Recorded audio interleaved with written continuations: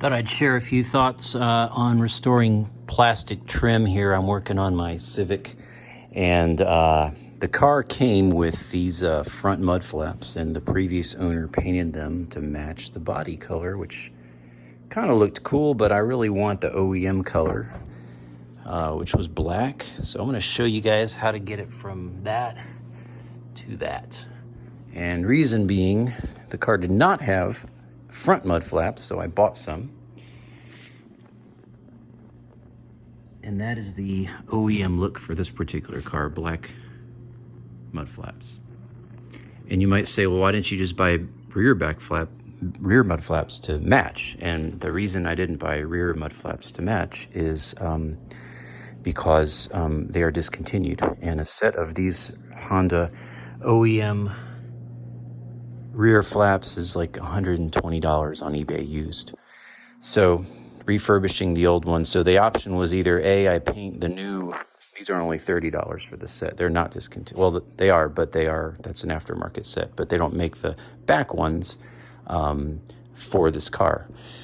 So they do make back ones, but they don't fit the SIs.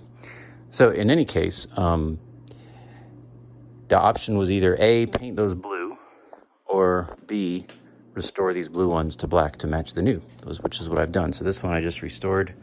Looks pretty good. I'm happy with it. Matches pretty well. And so I'm going to quickly take you through the process here because I've done this on exterior plastics, and I've also done it on interior plastics like ashtrays, and it works wonderfully.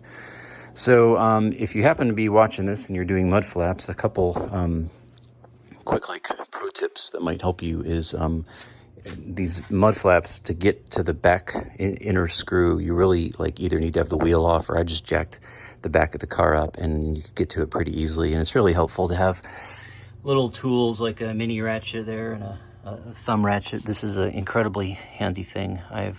This is just a wonderful tool, so get yourself a thumb ratchet.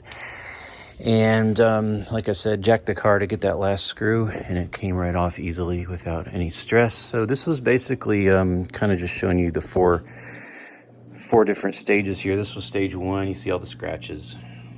So then stage 2 was after the sanding, right there, or before the sanding. You can see here, when I say 2, I'm talking about this half. So you can still see a lot of the scratches there, pretty bad. And then this is 3 after the sanding. It's a lot smoother. And just feeling this, you probably can't tell with a camera, but there is a difference between the two sides. This is not sanded, this is sanded. And then 4 is once some product is applied. So you can see the difference there. And so how I did this, the number one, if you have to get paint off, you can use a product like this. This is just Aircraft brand peeler. Make sure you use gloves. This stuff will dissolve your skin. And you just spray it on. I sprayed it on. You can see I obviously didn't get the inside here because that's not shown, so I didn't care about that.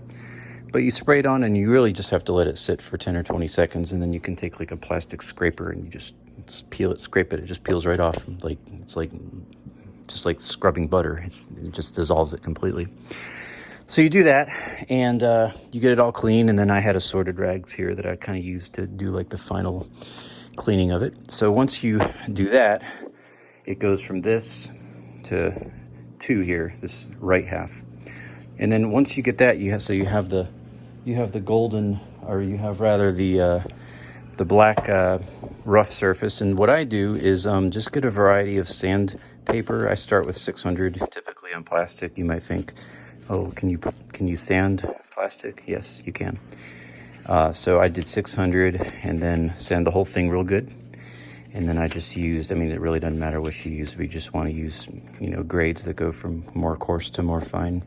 So I went 600, 800, then I went 12, then I went 3,000, then I went 5,000, and then I went 7,000 for the final. And this is basically like skin. So, it's just the final, get it nice and smooth. And so you go through that, start with the more coarse, go all the way to the least coarse. And then by that point, you'll have this nice smooth surface here under the number 3. And then you're ready to apply some product. So you clean it really good. I just use some Palmolive soap.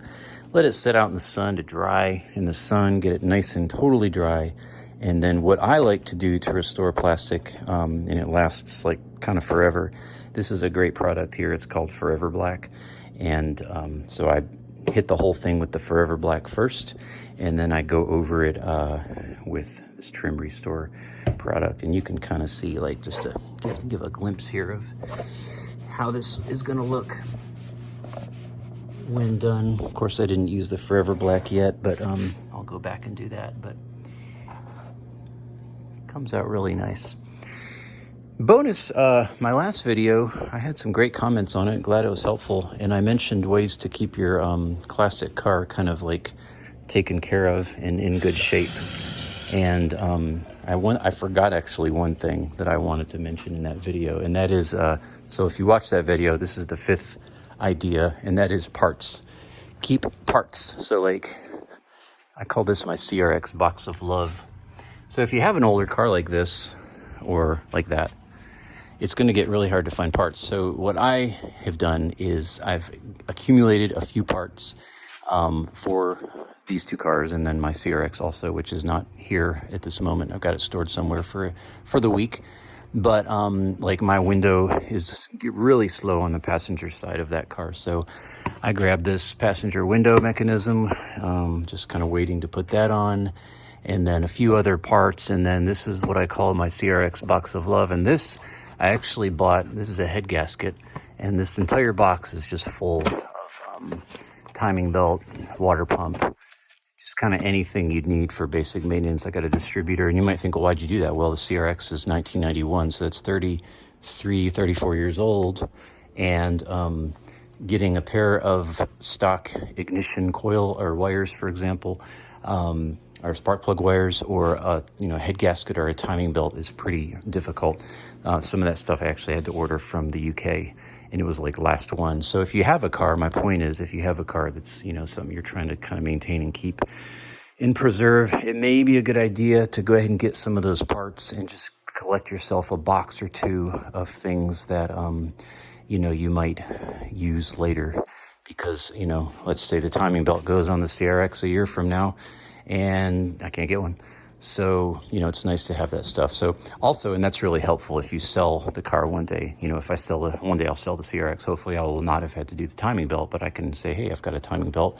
I've got OEM plugs. I've got, a water pump. I've got that whole box. I got 10 or 12 different parts, basically a full tune-up. So that's really appealing when you sell. Anyway, that's not what this video is about, but I thought I'd just throw that in. So from this to this. And this whole process took about 15 minutes. So, all right, cool. Thanks for watching. Leave me comments if you have them. Peace. God bless you.